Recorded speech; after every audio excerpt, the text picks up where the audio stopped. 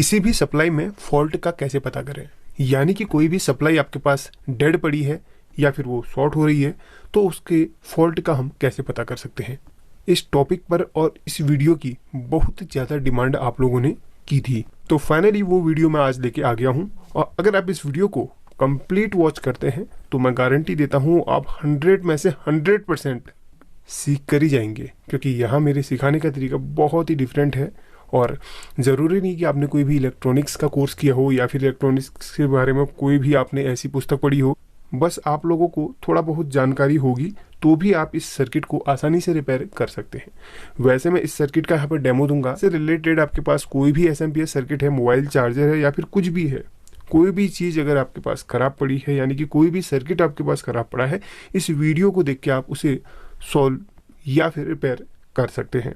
तो यहाँ पर ज़्यादा बातें न करते हुए सिर्फ एक चीज़ आपसे कहूँगा, ये वीडियो आपने लाइक ज़रूर करनी है। वो इसलिए क्योंकि यहाँ पर मैं बहुत ही मेहनत से इस वीडियो को बना रहा हूँ और इस वीडियो का लाइक एम रखता हूँ 500 लाइक का। मुझे पता है आप लोग इस टारगेट को भी तोड़ देंगे। और लगे हाथ चैनल को सब्सक्राइब कर देना, क्योंकि ये चैनल आपके लिए बहुत ही यूनिक है। तो चलिए फिर शुरू करते हैं। यहाँ पर इस सर्किट को रिपेयर करने से पहले आपसे एक छोटी सी चीज़ कहूँगा। सर्किट कभी भी ख़राब होता है तो उसमें आपका सर्किट में कोई एक कंपोनेंट या फिर दो कंपोनेंट की वजह से ही आपका सर्किट ख़राब होता है। कंपोनेंट्स कैसे काम करते हैं, अगर ये चीज़ें आपको मालूम हो जाए तो आप किसी भी सर्किट को आसानी से रिपेयर कर सकते हैं। हर कंपोनेंट का अलग अलग वर्किंग मेथड होता है, जैसे कि डायोड का अलग मेथड है, कैपेसिटर का अलग मेथड है, इंडक्टर का अलग मेथड है, रेजिस्टेंस का अलग, पीएफ का अलग। और हर कंपोनेंट का अपना अपना अलग अलग काम होता है। और आईसी का अपना काम है, ट्रांजिस्टर का भी अपना काम है, ऑप्टो कपलर का अलग अपना काम होता है। तो सभी कंपोनेंट्स जो है यहाँ पर लगे हुए हैं, जितने भी कंपोनेंट्स अभी बताए मैंने यहाँ पर लगे हुए हैं। बस वैल्यू सभी की अलग अलग हो सकती है। रेजिस्टेंस की वैल्यू अलग, पीएफ की, और ट्रांसफॉर्मर कितना यहाँ पे स्टेप डाउन कर रहा है, तो ये सब इसके जो सर्किट बोर्ड आपका बनता है इसी हिसाब से डिजाइन किया जाता है।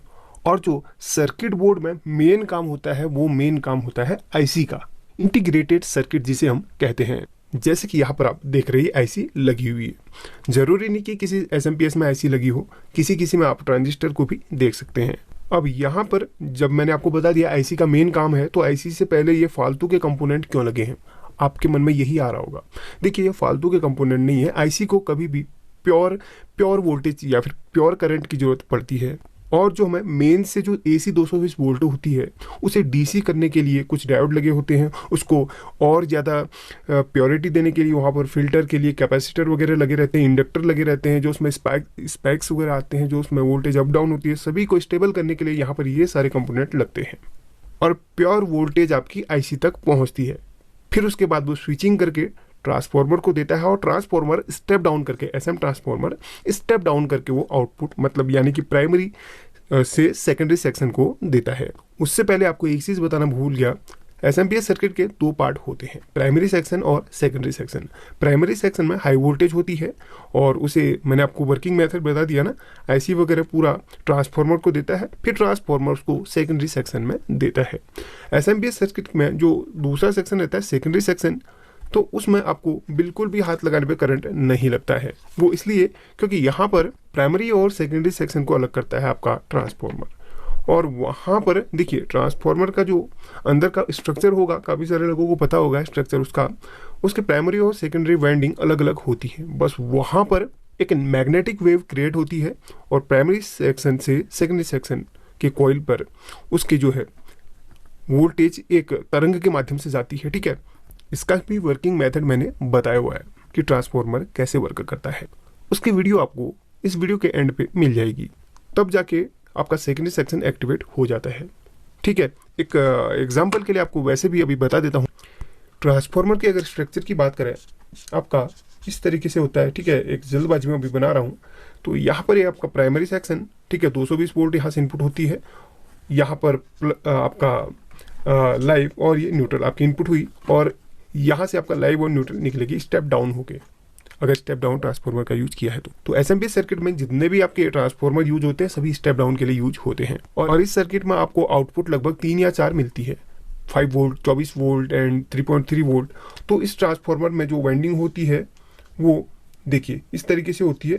देखिए यहाँ पर आपको एक आपका न्यूट्रल का रहेगा, बाकी आपका 5 वोल्ट, बाकी 24 वोल्ट, मतलब इस हिसाब से उसको पूरा डिज़ाइन किया जाता है उस ट्रांसफॉर्मर को।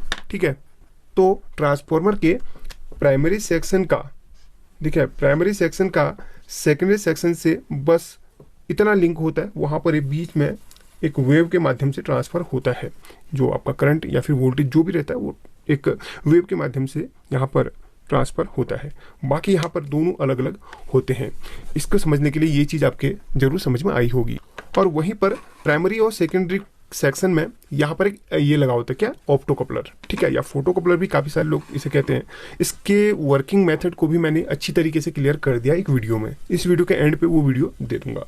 तो इस जो आपका एक आम भाषा में समझाऊं मैं, जो आपका ऑप्टो कपलर होता है, ठीक है, ऑप्टो कपलर होता है, उसमें भी आपका जो 1 2 3 4 4 लेग होती हैं। ठीक है, 1 2 3 और 4 लेग होती हैं। यहाँ पर 1 और 2 लेग अलग होती हैं और 3 और 4 लेग अलग होती है। इनके बीच में एक फोटो ट्रांजिस्टर और एक एलईडी लगी होती है, जिसके माध्यम से, मतलब एक रेज के माध्यम से ये एक्टिवेट होती है। मतलब प्राइमरी सेक्शन सेकेंडरी सेक्शन को एक्टिवेट करता है। इसका भी वर्किंग मेथड आप जरूर देखिएगा। अब ये दो चीज़ें आपको मैंने अच्छी तरीके से समझा दी हैं। बाकी जो कंपोनेंट हैं उनके काम आपको बता देता हूँ। यहाँ पर कैपेसिटर का काम फिल्ट्रेशन के लिए, और ये डायोड का काम यहाँ पर रेक्टिफिकेशन के लिए, मतलब एसी को डीसी में चेंज करने के लिए। और यहाँ पर जो अब देख रहे नहीं, ये है आपका कॉइल। कॉइल का काम होता है जो आपके एसी में कुछ स्पाइक्स होती हैं उसको ख़त्म कर देता है ये कॉइल। ठीक है, इस कॉइल के भी जो काम होते हैं आपको मैंने बता दिए, और बेसिक्स इसके जानने के लिए उसकी भी वीडियो मैं दे दूंगा। सभी की वीडियो जरूर देख लीजिएगा, इसके बाद आप अच्छी तरीके से इसको रिपेयर करना सीख जाएंगे। बाकी इसमें मैं बता दूंगा रिपेयर कैसे करते हैं, लेकिन कंपोनेंट्स के बारे में जिन्हें जानकारी नहीं है वो उस वीडियो को ज़रूर देख लेना। बाकी कैपेसिटर के भी बहुत सारे टाइप होते हैं। यहाँ पर एक दिख रहे हैं बॉक्स टाइप, और यहाँ पर एक पीको आपका ये नैनोफेराड 104 नंबर का कैपेसिटर लगा हुआ है लाल रंग का। ये नीला वाला ये भी कैपेसिटर है, ये नीला वाला ये भी कैपेसिटर है। ये आपको पता ही होगा, ये तो सभी लोग जानते हैं ये वाला कैपेसिटर। और यहाँ पर कैपेसिटर की बात करें, नॉर्मली इतने टाइप के यहाँ पर कैपेसिटर लगे हुए हैं, और भी बहुत सारे टाइप के कैपेसिटर लगे होते हैं सर्किट में। वो सभी के सभी फिल्ट्रेशन के लिए लगे होते हैं। तो कभी भी प्राइमरी सेक्शन में फॉल्ट आता है तो आपने यहाँ पर सिंपल देखिए 2 पार्ट बने हुए ना, किसी भी एसएमपीएस के 2 पार्ट बने होते हैं, यहाँ पर और यहाँ पर। तो आपको प्राइमरी सेक्शन यानी कि 220 वोल्ट जहाँ से आप इनपुट कर रहे हैं वहाँ से ट्रांसफार्मर तक के जितने भी कंपोनेंट्स हैं ये वाले, ठीक है, इनको सभी को चेक करना है। अगर आपका ट्रांसफार्मर तक की लाइन ठीक है, आपका जो प्राइमरी सेक्शन है बिल्कुल ओके है, और आउटपुट में मतलब यानी कि सेकेंडरी सेक्शन में कुछ वोल्टेज गड़बड़ा के वह दे रहा है, यानी कि 5 वोल्ट नहीं दे पा रहा, यानी कि और कुछ वोल्ट नहीं दे पा रहा, तो आपने सेकेंडरी सेक्शन के कंपोनेंट्स से चेक करने होंगे। फिलहाल अभी यहाँ पर जो सर्किट बोर्ड है उसमें प्राइमरी सेक्शन में गड़बड़ी है, तो उसे कैसे रिपेयर करें। दोस्तों हो सकता है आप लोगों में से काफ़ी लोगों को ये वीडियो थोड़ा सा लंबी लग रही हो या फिर समझ से परे हो, लेकिन मेरे जो बताने का तरीका है वो बहुत ही डिफरेंट है। मैं ये सोच के नहीं बनाता कि कोई मैकेनिक देखे, मैं ये सोच के बनाता हूँ जो नया बंदा देखता है तो वो आसानी से समझ सके। अगर आप लोगों के पास थोड़ा सा टाइम है तो इस वीडियो को कंप्लीट वॉच करेंगे तो आपको अच्छी तरीके से रिपेयर करना आ जाएगा, और उसके लिए बेसिक्स समझना ज़रूरी है, इसलिए वो बेसिक्स मैं यहाँ पर क्लियर करते जा रहा हूँ। अब बात करते हैं कंपोनेंट्स को चेक करने का मेथड क्या होता है। देखिए सिंपल भाषा में आपको बताऊँ, डायोड को चेक करने का मेथड और रेजिस्टेंस को और कैपेसिटर को चेक करने का मेथड आपको मालूम होना चाहिए। एक मोटे मोटे तौर पे बताऊं, जब भी आप डायोड को चेक करते हैं तो एक तरफ से वैल्यू आती है और एक तरफ से कोई भी वैल्यू नहीं आती है। फिलहाल यहाँ पर मैं प्राइमरी सेक्शन के कंपोनेंट्स को चेक करने की एक बात करूँ एक बेसिक रूप से, तो डायोड में एक तरफ से वैल्यू आती है वो ओके होता है। अगर दोनों तरफ से वैल्यू आती है और दोनों तरफ से वो बीप करके यहाँ पर कंटिन्यूटी में कुछ भी देता है, समझ लीजिए आपका डायोड खराब है। लेकिन आपने कंफर्मेशन के लिए किसी भी कंपोनेंट को बोर्ड पे लगे लगे जब चेक किया है, आपको कंफ्यूज हो रहे हैं भाई इसमें तो ये चीज़ शॉर्ट हो रही है, तो उस कंपोनेंट को बाहर निकाल के चेक करना है। अगर लगे लगे चेक करते हैं तो आपको कंफर्म नहीं हो पाएगा कि भाई वो कंपोनेंट खराब है कि सही है। वो सब आपको अभी सीखने के लिए मिलेगा प्रैक्टिकली। फिलहाल बेसिकली अभी यहाँ पर मैं आपको एक बता रहा हूँ ये कंपोनेंट के काम कैसे होते हैं। डायोड का मैंने क्लियर कर दिया, बीप मार रहा है तो खराब है, और कुछ ना कुछ वैल्यू एक तरफ से दे रहा है तो समझ लीजिए वो ओके है। दोनों तरफ से वैल्यू नहीं देना चाहिए। ये आपको अभी डायोड को भी चेक करके दिखा देता हूँ। तो जैसे कि आप देख रहे हैं, मैं यहाँ पर मेरे पास बहुत सारी डायोड पड़ी हैं, इनमें से एक डायोड निकाल लेता हूँ। ये रेक्टिफायर के लिए यूज होती है IN4007, इसमें लगी हुई है, ठीक है। ज़रूरी नहीं कि वो IN4007 ही हो, वो 5408 5399 भी हो सकती है, ठीक है। इसमें भी एम्पियर का हिसाब होता है। इसकी वीडियो भी मैंने कंप्लीट अच्छी तरीके से मैंने बनाई है ताकि आप लोग समझ सकें, उसकी भी लिंक मैं ज़रूर दे दूंगा। अब यहाँ पर इसे चेक करने की बात करें, आपको डायोड का यहाँ पर चेक करने का मेथड बताऊंगा, फिर सर्किट बोर्ड में आपको बताऊंगा। इसे हम रखते हैं कंटिन्यूटी की रेंज पे। ये मल्टीमीटर हो सकता है आप लोगों को थोड़ा सा अजीब सा लग रहा हो, क्योंकि यहाँ पर ज़्यादातर लोग पीले वाले मल्टीमीटर का यूज करते हैं। तो यहाँ पर इस मल्टीमीटर को कुछ दिनों पहले मैंने परचेज किया था, उसकी लिंक भी मैं आपको दे दूंगा, देख लीजिएगा, बहुत अच्छा है। तो यहाँ पर इसको कंटिन्यूटी की रेंज पे जब भी आप चेक करते हैं तो डायोड का एक सिरा और एक सिरा आप दोनों प्रोब्स पे रखेंगे। देखिए कोई भी वैल्यू नहीं आ रही है, लेकिन उल्टे तरफ से कुछ ना कुछ वैल्यू आनी चाहिए, ठीक है। ये देखिए कुछ ना कुछ वैल्यू आ रही है, इसका मतलब डायोड ओके है। अगर डायोड को चेक करने पर आपका दोनों तरफ से इस तरीके से बिहेव करता है, समझ लीजिए आपका डायोड खराब है। यानी कि दोनों तरफ से या तो कंटिन्यूटी या फिर वैल्यू नहीं आनी चाहिए। वैल्यू जब भी आनी चाहिए एक ही तरफ से आनी चाहिए, जैसा कि आप यहाँ पर देख रहे हैं। डायोड हमेशा फॉरवर्ड वाइज में काम करता है, इसमें करंट आगे को फ्लो होता है, पीछे को नहीं, इसलिए एक तरफ से वैल्यू देता है, एक तरफ से नहीं देता है। अब बात करें हम रेजिस्टेंस की। रेजिस्टेंस कोई भी वैल्यू की हो सकती है, ठीक है। सिंपल से एक आसान तरीके से समझाने के लिए मैं एक रेजिस्टेंस यहाँ पे ले लूँगा। आप सर्किट बोर्ड पे जब भी सारे कंपोनेंट चेक करते हैं तो एक एक करके चेक करेंगे। आपने डायोड चेक की, रेजिस्टेंस भी चेक करनी है। अब रेजिस्टेंस जब भी चेक करते हैं सबसे पहले उसकी कलर कोडिंग आपको आनी चाहिए। अगर नहीं आती है तो उसके लिए एक एप्लीकेशन आता है, गूगल प्ले स्टोर पर जाइए और रजिस्टर कलर कोड करके एक ऐप डाउनलोड कीजिए, उसमें कलर कोड डालेंगे तो रेजिस्टेंस की वैल्यू वहाँ पर बता देगा आपको, सिंपल तरीके से वहाँ पर बता देगा। तो ये तो मैंने आपको बता दिया। अब यहाँ पर मल्टीमीटर से चेक कैसे करें। रेजिस्टेंस के मोड पे अब यहाँ से स्टार्ट करेंगे। ये बजर का मोड भी रेजिस्टेंस का है, यहाँ से जस्ट ऊपर यहाँ पर 200 एम तक ये रेजिस्टेंस का मोड है। अब पीले वाले मल्टीमीटर में भी आपको एक बार दिखाने की कोशिश करता हूँ। तो यहाँ पर भी ये रेजिस्टेंस का मोड कौन सा है, ये है रेजिस्टेंस का मोड। यहाँ से बीप रेंज पे आप कम वैल्यू के रेजिस्टेंस आप चेक कर सकते हैं और 200 से लेके 2000 तक आप यहाँ पर रेजिस्टेंस की वैल्यू चेक कर सकते हैं। ये भी आपको बता दिया। अब सिंपली मैं यहाँ पर इस रेजिस्टेंस की वैल्यू चेक करूँगा। अब देखिए सर्किट, वो तो मैंने आपको सर्किट बोर्ड में, ठीक है, सर्किट बोर्ड पे कोई रेजिस्टेंस लगा हुआ है तो उसे चेक कैसे करेंगे। मान लीजिए सर्किट बोर्ड पे लगा हुआ है तो इसकी हम चेकिंग कैसे करेंगे। ये देखिए यहाँ पर कोई वैल्यू नहीं दे रहा है, उसको थोड़ा सा आपने बढ़ाना है और अभी भी वैल्यू नहीं दे रहा है, और बढ़ाना है, अभी भी वैल्यू नहीं दे रहा और बढ़ाना है, वैल्यू नहीं, हाँ अब वैल्यू है। इसका मतलब ये रेजिस्टेंस ओके है और इसकी जो भी वैल्यू रहेगी वो दिखा देगा। अब कभी भी टेस्टिंग में अगर रेजिस्टेंस कोई भी वैल्यू नहीं दिखाता अपने मोड पे, समझ लीजिए आपका रेजिस्टेंस खराब है। उसकी जगह पे आपने रेजिस्टेंस चेंज करनी है, और चेंज क्या करनी है, वहाँ पे जो भी कलर कोड लगेगा वो आप चेक लीजिए। अगर किसी कंडीशन में आपका सर्किट बोर्ड में रेजिस्टेंस जल जाती है तो वैसे ही सेम सर्किट बोर्ड पे आप देखिए कौन सा रेजिस्टेंस लगा, आप डाल दीजिए। जैसे कि मैंने आपको बताया था ना, यहाँ पर एक रेजिस्टेंस लगी हुई है, अब वो उसको चेक करना है। एक एग्जाम्पल के लिए अभी मैं सीरियल वाइज चलूँगा, उसके लिए आपको थोड़ा सा पेशेंस रखना होगा, लेकिन यहाँ पर आपको चेक करके दिखाऊं तो यहाँ पर रेजिस्टेंस वैल्यू दे रही है ना, इसका मतलब ये हमारी ओके है।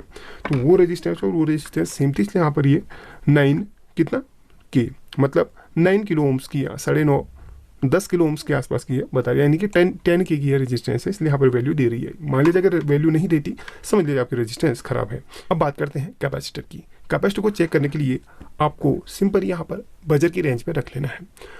इस मल्टीमीटर का यूज़ कर रहे हैं तो कैपेसिटर को इस मोड पे भी चेक कर सकते हैं, यहाँ पर F लिखा हो ना, इस मोड पे चेक कर सकते हैं। उसकी वीडियो मैंने बनाई है, उसको भी देख लेना।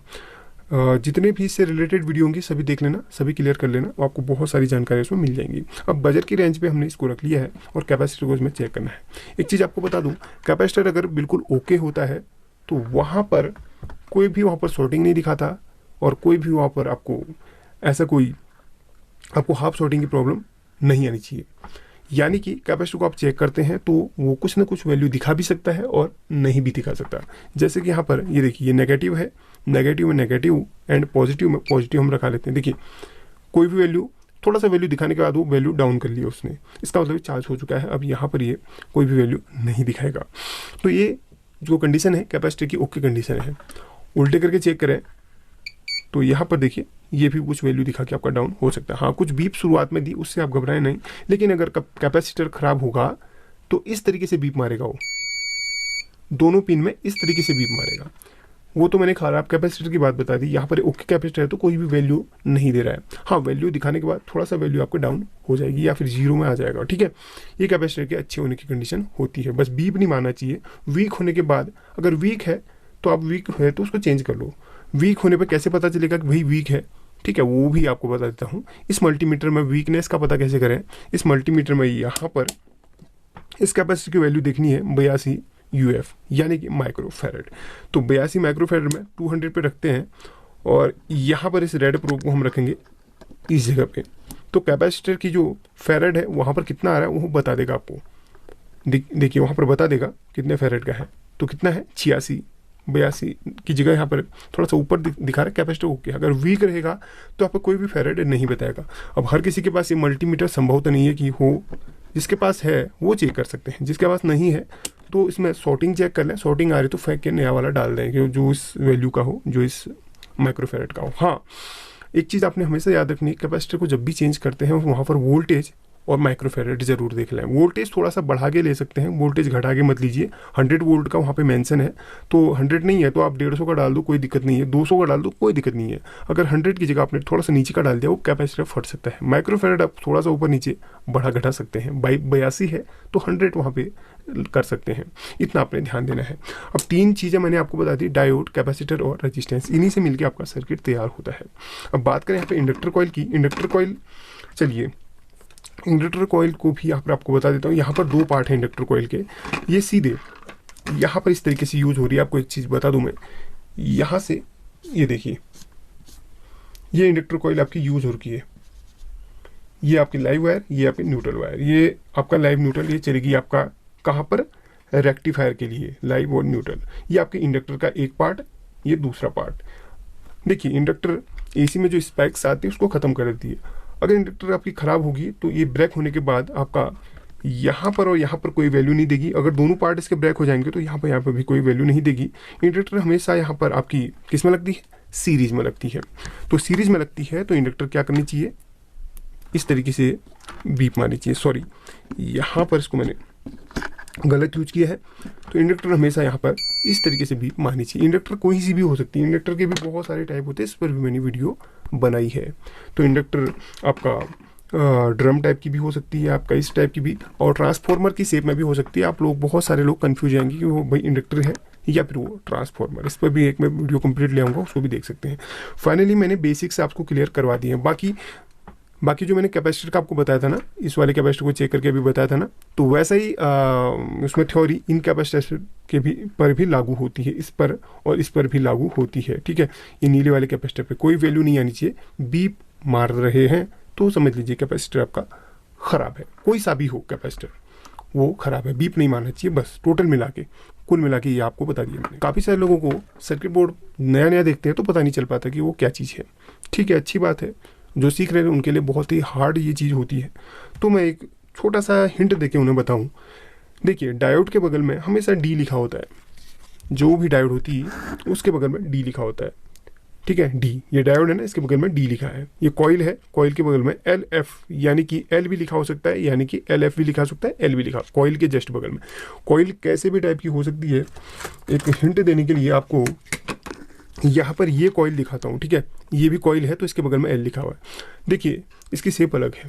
कंपोनेंट्स के बगल में जो भी कोडिंग लिखी है उससे आप पता कर सकते हो वो कंपोनेंट क्या चीज़ है, ठीक है। आपको मैंने बता दिया। अब रेड वाले को मैंने कैपेसिटर बोला, 104 नंबर को कैपेसिटर बोला, तो भाई इसको कन्फर्मेशन करने के लिए इसके बगल में सी लिखा हुआ है ना, इसका मतलब ये कैपेसिटर है। रेजिस्टेंस के बगल में आर, डायोड के बगल में डी, आईसी के बगल में आईसी, और इस कैपेसिटर के बगल में सी लिखा हुआ है। फ्यूज के बगल में देखिए, अंदर देखिए, वो देखिए फ्यूज लिखा हुआ है ना, ठीक है, ये है फ्यूज। और वहीं पर और भी थोड़ा सा बेसिक्स में क्लियर करवाऊँ, जो जेनर डायोड होती है उसके बगल में जेड लिखा होता है, जेड, ठीक है। जेड भी लिखा हो सकता है, जेड डी भी लिखा हो सकता है। तो ये चीज़ें आपको हमेशा याद रखनी है। आई होप कि आप समझ गए होंगे। अब यहाँ पर इसके फॉल्ट को ढूंढेंगे। वैसे ये बेसिक समझाने में मुझे लगता है कि 10 से 15 मिनट मेरे यहाँ पर आपको लग गए होंगे, ठीक है। और जब बेसिक्स ही क्लियर नहीं होगा तो आपको समझ में क्या आएगा। इसीलिए मैंने पहले बोल दिया था ये वीडियो मैकेनिक्स के लिए नहीं है, ये उन लोगों के लिए है जो सीखना चाहते हैं। अब बात करें हम फॉल्ट की। मैंने सभी कंपोनेंट्स के बारे में बता दिया कि वो फॉल्ट होने के पर कैसा बिहेव करते हैं, ओके होने पर कैसा बिहेव करते हैं। अब सबसे पहले यहाँ से 220 वोल्ट हमारी इनपुट जब होती है, हम इसको ऑफलाइन में चेक करेंगे। 220 यहाँ पर वोल्ट हमारी इनपुट होती है। और उससे पहले एक चीज़ मैं बता दूँ, अगर आपके प्राइमरी सेक्शन में सारे कंपोनेंट्स बिल्कुल ओके हैं, कहीं पर भी फॉल्ट नहीं आ रहा, आपने सारे कंपोनेंट निकाल के भी चेक कर लिए, उसके बाद लास्ट स्टेप होता है हमारा आईसी का। आईसी को निकाल लीजिए और नई वाली डाल दीजिए, आपका जो प्रॉब्लम है वो 100% सॉल्व हो जाएगा, यानी कि प्रॉब्लम का सॉल्यूशन हो जाएगा।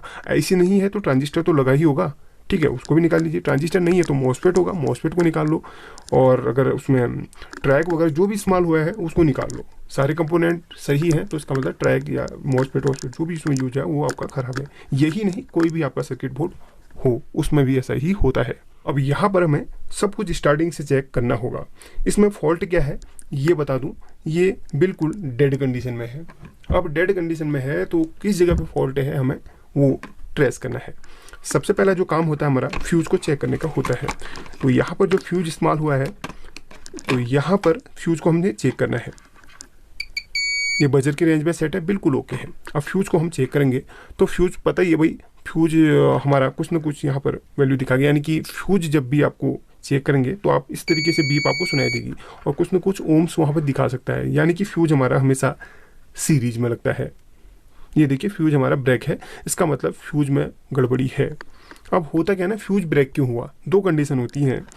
एक तो फ्यूज आगे सर्किट में गड़बड़ी की वजह से ब्रेक होता है, दूसरा फ्यूज कभी भी अचानक से ओवर वोल्टेज आने पे अचानक से ब्रेक हो जाता है। दो कंडीशन। ज़्यादातर जो फ्यूज ख़राब होता है सर्किट में प्रॉब्लम की वजह से फ्यूज आपका ख़राब होता है। अब यहाँ पर देखिए, मैं एक बार आपको सीरीज में ये आपको चेक करवा के दिखा देता हूँ। फ्यूज को हटा लिया मैंने और यहाँ पर AC 220 वोल्ट के यहाँ पर हम कनेक्शन दे देंगे। एक यहाँ पर देंगे और दूसरा यहाँ पर ना देने के बजाय फ्यूज़ के पार में देंगे, क्योंकि अब हमने फ्यूज़ तो हटा लिया, फ्यूज़ ब्रेक हुआ था, फ्यूज़ के पार में हम दे देंगे। तो इसको उल्टा करता हूँ जस्ट, और यहाँ पर AC 220 वोल्ट के वोल्ट दे के देख लेता हूँ। लेकिन हमें करना है ये सब काम सीरीज़ में, ठीक है, पैरेलल पे नहीं करना, ये सब काम हमें सीरीज़ में चेक करना है। यहाँ पर देखेंगे और मैंने इसको चलिए ऑन कर लिया है, तो यहाँ पर सीरीज बल्ब हमारा ग्लो कर रहा है। अब यहाँ पर इस कनेक्टर में हमने एक तरफ देना है और दूसरा इस फ्यूज़ के पार में देना है। तो देखिए यहाँ पर ये फुल्ली शॉर्ट बता रहा है। क्यों बता रहा है, तो फ्यूज ब्रेक इसलिए हुआ क्योंकि आगे कुछ ना कुछ आगे फुल शॉर्टिंग है। अब किस जगह शॉर्टिंग है, किस कंपोनेंट में शॉर्टिंग है, ये हमें देख कर ही पता चलेगा या फाइंड करके ही पता चलेगा। बेसिक्स बता ही दिए हैं कि आप कंपोनेंट्स को चेक करेंगे तो कैसा बिहेव वो करता है। अब इसे हम शुरुआत से ट्रेस करेंगे, इसमें फॉल्ट किस जगह पे है। देखिए समझने की कोशिश कीजिए, यहाँ से और यहाँ से आपका लाइव और इनपुट होता है। अब यहाँ से यहाँ तक आपका फ्यूज लगा हुआ है, अब शायद आपको दिख रहा होगा, ठीक है, यहाँ से यहाँ तक फ्यूज लगा हुआ है, भाई फ्यूज तो उड़ चुका है। तो यहाँ से हम ट्रेस करेंगे, ये देखिए ये आ गया यहाँ पर आ गया।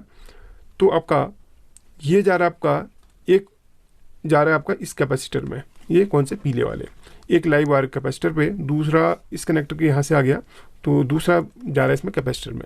तो कैपेसिटर कभी भी जो कैपेसिटर यूज होता है वो लगता है आपका लाइव और न्यूट्रल पर, पैरेलल पे, ठीक है, पैरेलल पे लगता है, सीरीज पे कैपेसिटर नहीं यूज होता है।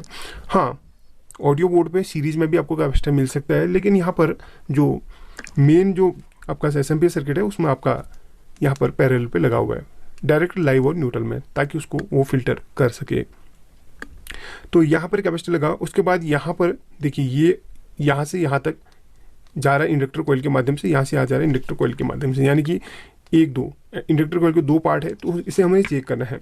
तो एक पार्ट को ऐसे चेक कीजिए आप, यहाँ से यहाँ तक, इसमें देखिए ये ओके है, दूसरा पार्ट चेक करना है, ये ओके है। इंडक्टर कॉइल हमेशा शॉर्टिंग देगा आपको, शॉर्टिंग बोले तो कुछ ना कुछ वहाँ पर फुल्ली वहाँ पर बीप आपको देगा। ख़राब होने पर वहाँ पर कोई भी वैल्यू या फिर कोई भी बीप नहीं देगा उसको, वो मैंने पहले क्लियर आपको डायग्राम के माध्यम से बता दिया है। तो इंडक्टर कॉइल हमारी ओके है। इसके बाद क्या है, इसके बाद ये 4 डायोड हैं, इंडक्टर कॉइल यहाँ से यहाँ तक, यहाँ से यहाँ तक लगी हुई है, ठीक है। अब यहाँ पर 1 2 3 4 ये डायोड लगे हुए हैं, रेक्टिफायर लगा हुआ है। तो रेक्टिफिकेशन के लिए यहाँ पर रेक्टिफायर लगा हुआ है ताकि हमारा AC DC बन सके। अब यहाँ पर एक एक करके हमने डायोड को चेक करना है।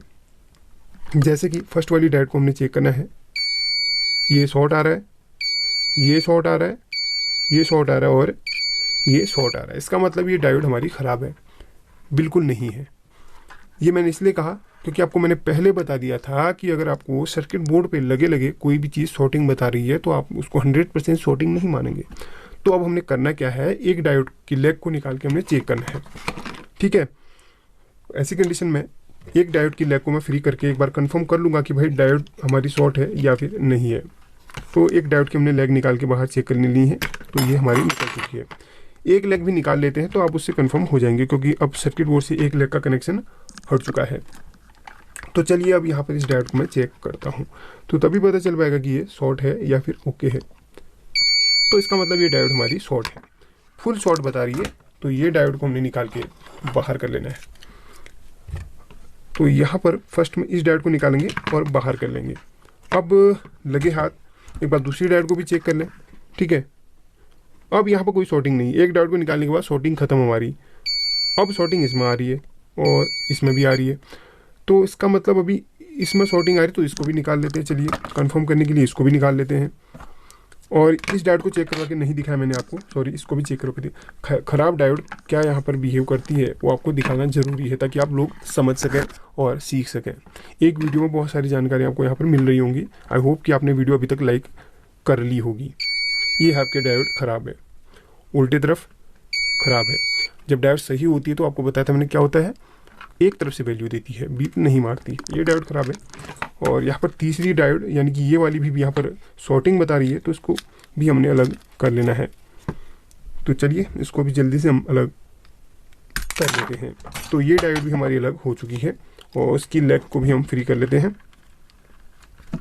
अब इस डायोड को भी हम चेक करेंगे। तो दो डायोड हमारी निकल चुकी हैं और इसको हम चेक करेंगे। ये ख़राब है, ये भी ख़राब है। ठीक है, इसको फेंको साइड पे। और अब डायोड को चेक करो, दो डायोड बची हैं। एक को तो हमने यहाँ पे चेक कर लिया था, ये ठीक है, और दूसरी तरफ से वैल्यू नहीं दे रही, बिल्कुल ओके है। अब इसको चेक कर, हाँ ये शॉर्ट बता रही है। इसका मतलब इस डायोड को भी हमने निकालना है। निकालने के बाद कंफर्म होता है कि डायोड सही है या फिर ओके है। सर्किट बोर्ड पे किसी और कंपोनेंट की वजह से भी वो शॉर्टिंग बताता है। तो इसको मैं जल्दी से यहाँ पर निकाल के अलग कर लूँगा, तब जाके हमें पता चल पाएगा। तो चलिए इसको भी हमने यहाँ पर निकाल लिया है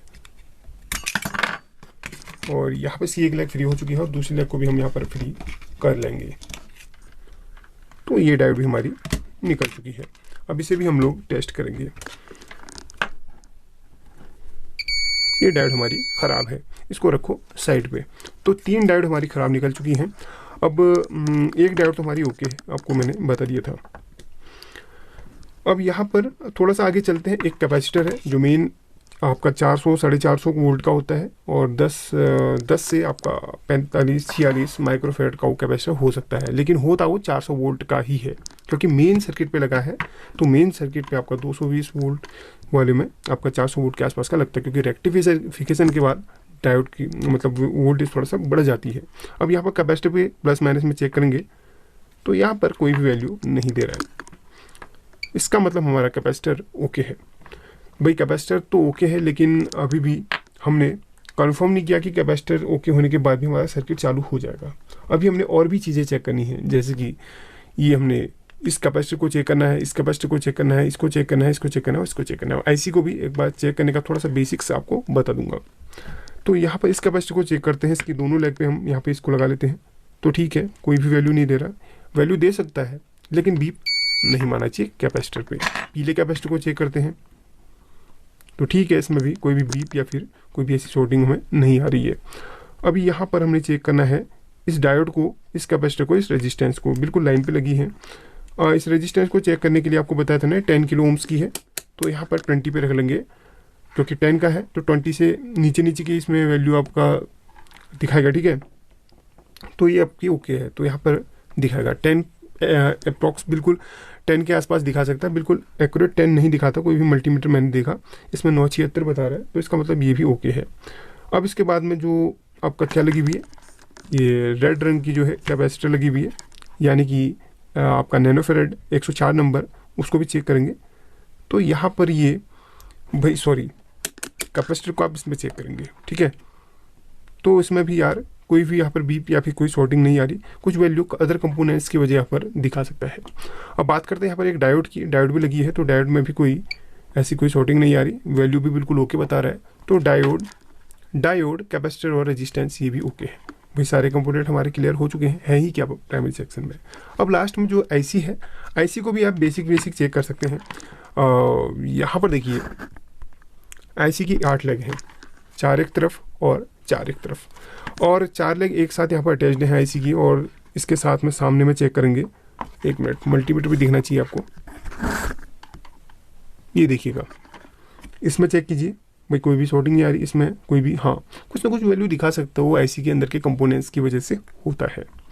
अब यहाँ पर भाई आईसी है, इंटीग्रेटेड सर्किट है, तो आईसी के अंदर बहुत सारे कंपोनेंट मिलके काम करते हैं, इसलिए वहाँ पर एक आईसी के अंदर ही इसलिए वहाँ पर आईसी ही लगा दी जाती है, ताकि ज़्यादा कंपोनेंट ना लगा के सिर्फ एक आईसी ही वहाँ पर लगा दी जाए। तो आईसी के भी बहुत बड़ा एक आविष्कार, बहुत बड़ा हमारे लिए है, ठीक है। अब यहाँ से इधर की शॉर्टिंग चेक करेंगे, कोई भी शॉर्टिंग नहीं है, इधर की करते कोई भी शॉर्टिंग, इन दोनों लेग आपस में अटैच्ड हैं, ये चारों आपस में अटैच्ड हैं, इन दोनों में भी चेक कर लेते हैं। चलिए इन दोनों में भी चेक करते हैं, कोई भी शॉर्टिंग नहीं है, और साथ ही इसमें उसमें भी चेक करते हैं, कोई भी शॉर्टिंग नहीं है।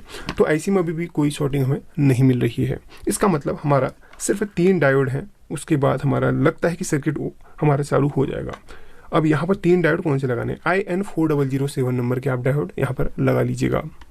और डायोड को लगाने के बाद आप हमेशा एक काम जरूर कीजिएगा, या फिर सर्किट में कोई भी चीज़ कभी भी आप रिपेयर करते हैं तो एक इस कैपेसिटर को ज़रूर चेंज कर दीजिएगा, ये थोड़ा सा वीक हो जाता है, ठीक है। कभी भी शॉर्टिंग या फिर कभी भी खराबी आती है तो कैपेसिटर थोड़ा सा वीक हो जाता है। फिर भी कैपेसिटर को एक बार हम लोग चेक करेंगे, ठीक है। ये कितने माइक्रोफेरेड का है, ये है आपका 10 माइक्रोफेरेड का, तो 10 माइक्रोफेरेड का है, तो कैपेसिटर मोड पे इसको लेके आता हूँ मैं, तो तभी पता चल पाएगा। ये है आपका ये, अब इसको हम 20 पे सेट करते हैं, क्योंकि 10 माइक्रोफेरेड का कैपेसिटर है, तो 20 पे सेट करेंगे तो लगभग यहाँ पर बता देगा। तो वैसे कंपोनेंट्स के साथ साथ में हमें नहीं करना चाहिए, कैपेसिटर को हमेशा सर्किट बोर्ड से निकाल के या फिर किसी भी कंपोनेंट को आपको निकाल के चेक करना चाहिए। फिर भी यहाँ पर आपको बता ही रहा है 10-11 माइक्रोफेरेड ये बता रहा है, ठीक है, या 11.5 बता रहा है, थोड़ा बढ़ के ही बताता है। तो ये कैपेसिटर भी हमारा ओके है, यहाँ पर टोटल हमने चेक कर लिया है। और फाइनली इसमें 4 डायोड हमने लगानी है। अब यहाँ पर मेरे पास डायोड तो काफ़ी सारी पड़ी है, डायोड ही नहीं बल्कि सारे कंपोनेंट बहुत लिमिटेड स्टॉक पे हैं। तो आईसी वाईसी की भी बात करें तो जो इसमें आईसी लगती है ना, वो मैंने काफ़ी सारी मात्रा में परचेज़ करी है, या 30-40 पीस हैं, और भी मंगा रखी हैं, उसकी भी अनबॉक्सिंग मैं कर दूंगा। अगर इसकी अनबॉक्सिंग आप देखना चाहते हैं तो मेरी दूसरी वीडियो में दिन में वो वीडियो अपलोड हुई है, उसे देख सकते हैं। तो यहाँ पर ये इसकी भी आईसी मैंने मंगाई हुई है, और साथ ही मैंने इस वाले सर्किट बोर्ड की भी आईसी परचेज़ करी है, जो ये आपका चाइनीज़ सर्किट बोर्ड आता है, इसकी आईसी फटी हुई है। इसको भी रिपेयरिंग का वीडियो आप देखना चाहते हैं, इसमें आईसी फटी है, उसका कैपेसिटर फटा है, पता नहीं क्या क्या इसमें शॉर्टिंग है, वो तो देखने के बाद ही पता चलेगा। अगर आप कमेंट करते हैं तो इस पर वीडियो बना दूंगा, और सेकेंडरी सेक्शन का जब भी फॉल्ट आएगा उसकी भी वीडियो आपको मैं दे दूंगा। ये प्राइमरी सेक्शन का फॉल्ट तो क्लियर कर दिया है, सेकेंडरी सेक्शन का क्या है वही आपको मेथड फॉलो करना है। सारे कंपोनेंट्स आपने चेक करने हैं, जिसमें भी आपको थोड़ी सी गड़बड़ी लगती है किसी भी कंपोनेंट में, जो कंपोनेंट वहाँ एक्चुअल वैल्यू देना चाहिए वो नहीं दे रहा है, तो उस कंपोनेंट को निकाल के आप दूसरा कंपोनेंट लगा लीजिए। बाकी जो आपको वोल्टेज प्रॉब्लम हो रही है तो कैपेसिटर आप ज़रूर एक बार चेंज कर लीजिएगा, या फिर वीक सिग्नल भी आ रहे हैं तो आप कैपेसिटर को चेंज ज़रूर कर लीजिएगा, ठीक है, सेकेंडरी सेक्शन के। और ये जो मेन कैपेसिटर होता है ना, इसकी वीक पड़ने पर भी आपके वीक सिग्नल की समस्या इससे भी होती है, ठीक है, ये चीज़ भी हमेशा ध्यान रखना। अब यहाँ पर हमने क्या करना है, 4 डायोड है हमारे पास, ये वैल्यू क्या है एक बार देख लेते हैं, IN4007, ठीक है, ये बिल्कुल ओके है, यहाँ पर लिखा भी है। तो यहाँ पर 4 डायोड हमने वो भी डायोड हटा देनी है, ठीक है। जब भी आप डायोड चेंज करते हो तो चारों की 4 डायोड चेंज करनी है, ये नहीं कि आपने सिर्फ एक ही डायोड चेंज करी है, चारों की 4 अपने डायोड चेंज करनी है। अब यहाँ पर ऐसा होता है ना, तो कभी कभी क्या होता है ना, सर्किट में अदर डायोड हम आपकी जो 3 डायोड आपकी शॉर्ट है, तो चौथी डायोड जो है आपकी क्या है, चौथी डायोड आपकी हाफ शॉर्ट भी हो सकती है, तो इसलिए आप उस डायोड को निकाल के दूसरी ज़रूर डाल लीजिएगा। तो ये चीज़ आपने ज़रूर करनी है। चलिए मैं भी यही काम कर लेता हूँ, चौथी डायोड को यहाँ पर निकालूंगा, और इसको अलग करने के बाद मैं नई डायोड यहाँ पर अप्लाई कर दूंगा। उसके बाद देखेंगे कि सर्किट बोर्ड हमारा चालू होता है कि नहीं होता है। क्योंकि यहाँ पर देखिए, अभी तक वीडियो को लाइक नहीं किया तो लाइक कर लेना, क्योंकि यहाँ पर ऐसे ही बहुत सारे फॉल्ट का सॉल्यूशन करना बताऊंगा, एक एज ए मैकेनिक नहीं, एज ए फ्रेंड बताऊंगा, और बहुत ही अच्छी तरीके से बताऊंगा। तो चैनल को सपोर्ट कीजिए, आपके लिए बहुत सारी जानकारी मैं आगे लेके आने वाला हूँ। तो यहाँ पर जल्दी से मैं इसके होल यहाँ पर क्लीन कर लेता हूँ, ठीक है। इन होल्स को क्लीन करने के लिए नॉर्मली आप यहाँ पे पेस्ट लगा सकते हैं इस तरीके से। पेस्ट लगाने के बाद आप यहाँ पर डीसोल्डर विक या फिर डीसोल्डर वैट जो कि तांबे की होती है उसका यूज भी कर सकते हैं, तो उससे भी आपका काम आसानी से बन जाएगा। देखिए कितनी अच्छी तरीके से यहाँ पर क्लियर हो रहा है, तो यहाँ पर आसानी से वो क्लियर हो जाता है। तो यहाँ पर सारे के सारे हमारे होल्स यहाँ पर क्लीन हो जाएंगे और डायोड को हम अच्छी तरीके से लगा पाएंगे। बिल्कुल प्रोफेशनल तरीके से आपको काम करना सिखाऊंगा और अच्छा वाला मैकेनिक बनाऊंगा, मैकेनिक ही नहीं इंजीनियर बनाऊंगा, ठीक है। मैकेनिक कहना थोड़ा सा उटपटांग शब्द लगता है मुझे, इंजीनियर आपको बनाऊंगा। यहाँ पर फाइनली हमारे सारे इसमें ये होल्स क्लीन हो चुके हैं। अब यहाँ पर हमने डायोड को फिक्स करनी है और यहाँ पर सोल्डरिंग कर देना है। डायोड को फिक्स करने का जो तरीका रहेगा बिल्कुल सिंपल है। देखिए यहाँ पर प्रिंट बने हुए हैं। डायोड में 2 पट्टी होती है, एक सिल्वर पट्टी होती है और एक आपकी ब्लैक पट्टी होती है। जिन्हें पता अच्छी बात है, जिन्हें पता तो उनके लिए ये बता रहा हूँ, ठीक है। सिल्वर पट्टी जो है आपकी इस पट्टी की ओर को आ जाएगी, जो ये वाइट पट्टी बनी हुई है ना उस तरफ आपको सिल्वर की पट्टी आ जाएगी। तो उस तरीके से आपने डायोड के यहाँ पर लगाना है, ये नहीं कि आपने उल्टा लगाना है, ठीक है। उल्टा लगाएंगे तो आपका ब्लास्ट हो जाएगा सर्किट, डायोड ही नहीं बल्कि कोई और चीज़ भी इसमें ख़राब हो सकती है। तो इस तरीके से डायोड की आप पोजीशन देख के उसमें लगा लीजिएगा। तो 1 2 3 4 चारों डायोड में जल्दी से लगा लूँ फिर आपको दिखाता हूँ।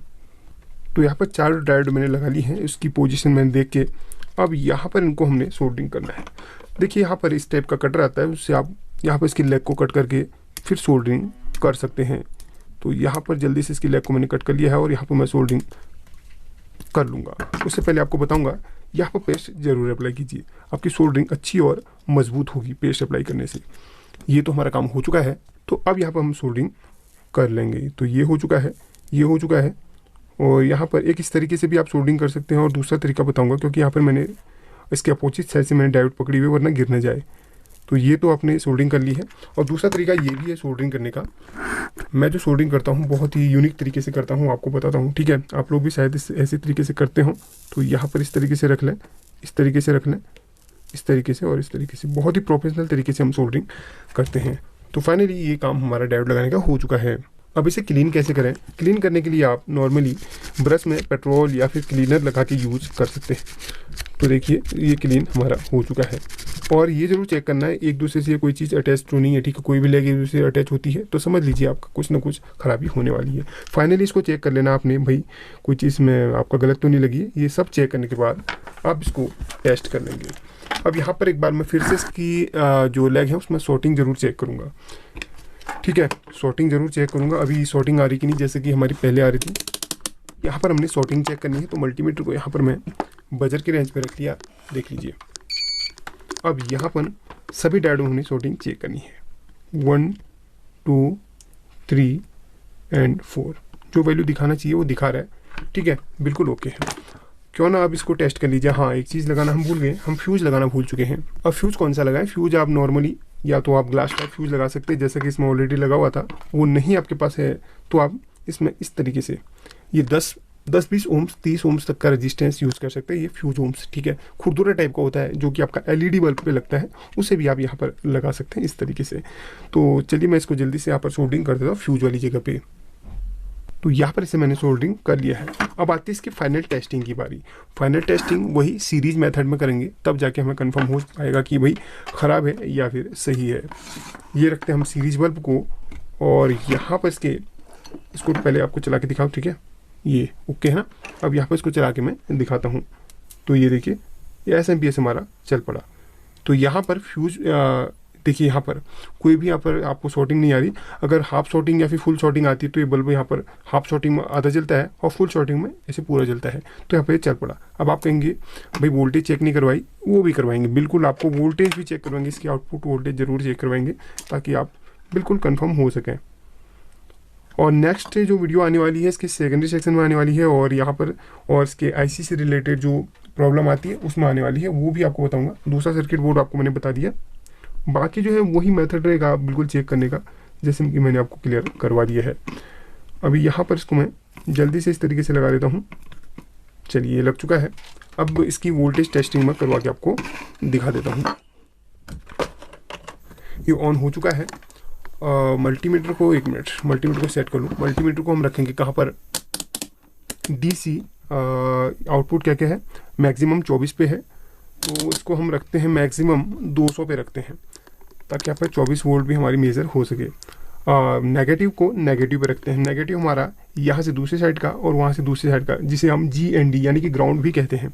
अब यहाँ पर चेक करते हैं हम 3.3 वोल्ट, या फिर ये देखिए ओके है, आ रही है ना, बिल्कुल ओके। हम नेक्स्ट हमारी ये ग्राउंड की है, अब ये 12 वोल्ट की होनी चाहिए, तो 14 वोल्ट भी दिखाता है, ठीक है, सॉरी 14 वोल्ट भी दिखाता है 12 के, क्योंकि लोड पे आने पे एक्यूरेट यहाँ पर दिखा देगा, ठीक है, इसकी आप चिंता मत कीजिए।